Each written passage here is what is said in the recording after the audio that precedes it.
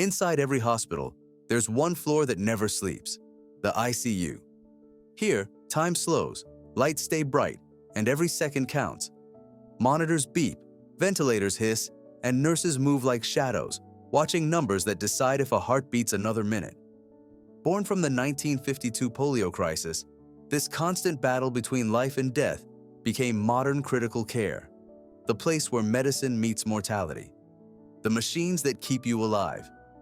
Every beep in the ICU tells a story of lungs that won't inflate on their own, kidneys that stopped filtering, or hearts that lost rhythm. Around each bed is a network of machines that quietly take over where the human body falters. A ventilator pumps air into fragile lungs. An infusion pump delivers exact doses of drugs down to the milliliter. Dialysis machines clean the blood when kidneys fail. Monitors trace every pulse and pressure wave, projecting a patient's internal struggle onto glowing screens. Nothing in this room is random. Each wire, tube, and sensor has a purpose. Together, they form a mechanical lifeline, a system that can breathe, feed, and sustain life long enough for the body to recover. The equipment isn't just hardware, it's the physical manifestation of hope, built to buy time when time itself runs short. The sound that stops hearts. The ICU has its own language, a chorus of tones, alarms, and digital warnings. To the untrained ear, it's chaos. To the staff, it's information. A high-pitched alarm may mean oxygen levels dropping. A sudden flat tone might signal a lost heartbeat. Most of these alerts aren't emergencies. They're safeguards, built to catch trouble before it escalates. The lights that flash above each bed aren't panic signals, but silent messengers, calling a nurse to check a number, silence an alert, or adjust a dose. Still, every person who steps into the ICU learns one truth quickly. When the monitor flattens into a single piercing note, the entire room freezes. That sound can empty lungs faster than fear itself. In that moment, a dozen professionals converge. Compressions, code carts, adrenaline injections. The alarm isn't just a noise.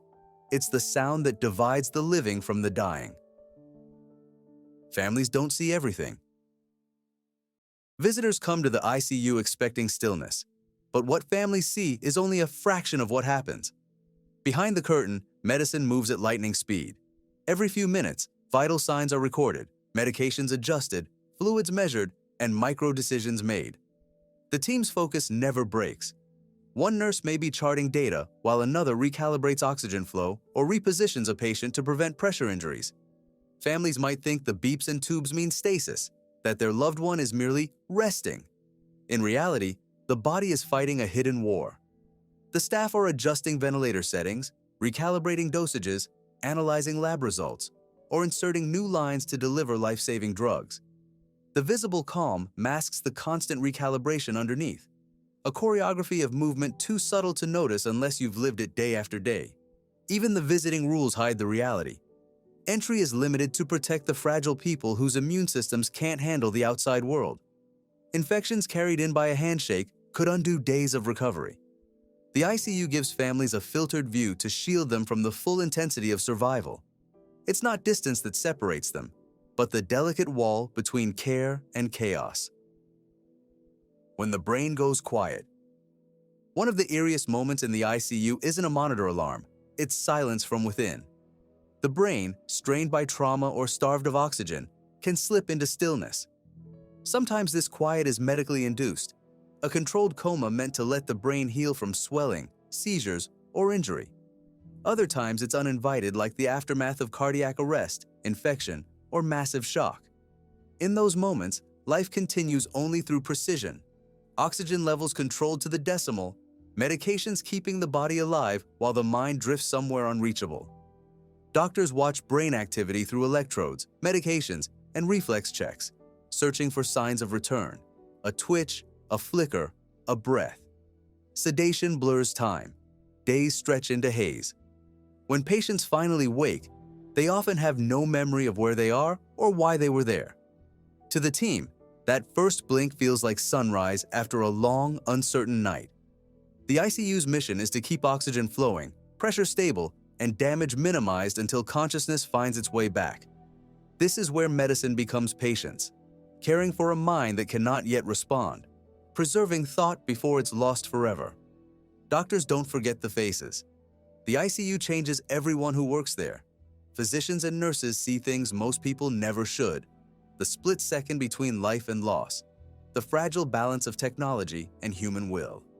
Long after their shifts end, they remember the details others would rather forget. The smell of antiseptic at 3 a.m., the weight of a family's silence, the trembling relief when a pulse returns. They remember the patients who fought their way back, the ones who slipped away, and the families who held hope in trembling hands. A doctor may still hear the final breath of a patient who didn't make it through the night. These moments stitch themselves into memory. The ICU's brightness never really fades from their minds. These memories are both a burden and fuel. Each face becomes a quiet vow to do better, move faster, care deeper. The ICU demands technical perfection, but what it leaves behind is emotional permanence. The ICU is a team, not a hero. Television loves the idea of one brilliant doctor saving a life in the nick of time. The real ICU doesn't work that way. Survival here is built on coordination, a web of experts moving in sync. The atmosphere is almost orchestral. Every member knows their cue. Every motion matters. Every decision is cross-checked. The respiratory therapist fine-tunes oxygen levels. The pharmacist calculates sedation doses. The nurse watches for small shifts in rhythm. The dietitian tracks nutrition through feeding tubes. And the attending physician ties it all together. Each voice counts. Each correction, each observation becomes another thread holding a life in place. A single lapse, a missed reading, a delayed medication can undo hours of progress. The ICU runs on collaboration, not charisma. It's less about heroism and more about precision. A team functioning like a living organism, sustained by mutual trust and shared purpose. The quiet conversations. Amid the machines and movement, some of the most human moments in the ICU happen in whispers. A doctor kneels to explain to a family what critical but stable really means. A nurse adjusts a patient's blanket and murmurs reassurance, even though the patient is sedated. These gestures, small as they seem, are the bridge between medicine and meaning. Sometimes these conversations aren't spoken at all, just hands held, tears exchanged, eyes that say what words can't. Families cling to updates. Staff find comfort in brief laughter at dawn. And for a few minutes, the ICU feels almost ordinary, almost gentle. These quiet exchanges don't show up in charts, but they're part of the healing, the invisible medicine that keeps everyone, staff and families alike, from breaking apart. Life can change in seconds. The ICU lives fast forward. A stable monitor can plunge into chaos within seconds. Blood pressure crashes, heart rhythm falters, or oxygen saturation nosedives.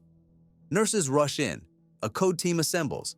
Medications and electricity take the place of time. The calm before those seconds is deceptive. In the ICU, calm means only that the next emergency hasn't started yet. Many of the patients here didn't plan to arrive. A car crash, a stroke, a post-surgery complication, a sudden infection, and life as they knew it evaporates. Admission decisions happen in moments. When vital signs become unstable or organs start to fail, the ICU becomes the only place capable of holding the line. The staff are trained for speed without panic. The patient's body may fail in one system, but the team moves to keep the rest alive. Because here, everything can change in a heartbeat. Miracles do happen. For all its harshness, the ICU is not a place of despair. It's where miracles quietly unfold. A patient who arrived unconscious starts breathing on their own again. A heart regains rhythm. A post-operative case once near death sits up and asks for water. Not every story ends in loss. Many end in astonishment. With the right treatment, a failing body can come back from the brink. The machines are disconnected one by one, and the room that once buzzed with alarms turns still. Family members cry, not from fear this time, but disbelief that recovery was possible. The ICU reminds us that medicine's purpose isn't just to prevent death, but to restore life. Every discharge from intensive care is a quiet victory, proof that even when life hangs by a thread, the thread can hold. The ICU is where science meets soul, where life hangs by a thread, and sometimes, against all odds, that thread holds.